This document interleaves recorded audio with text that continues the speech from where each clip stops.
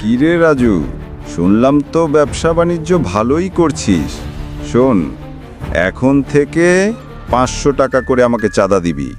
আগে তো 200 টাকা করে দিতি, এখন থেকে 500 করে দিবি। কারণ আগে সাইকেল দিয়ে এসে চাঁদা নিতাম, এখন তো বাইক দিয়ে এসে চাঁদা নিতে হবে। এখন তো তেল খরচ আছে, আরও কত খরচ বুঝতেই তো পারছিস। শোনো, আমি তো তোমাকে কখনো 200 টাকা করে চাঁদা দিইনি। তুমি হয়তো ভুলেই গেছো আগের সব কথা। বুঝতে পেরেছি, তোমাকে আবার একটু সব মনে করিয়ে দিতে হবে আমার ভূত বন্ধুর কথা। একটু পিছিয়ে তাকিয়ে দেখো। তাহলে তো তোর ভালোই উন্নতি হয়েছে।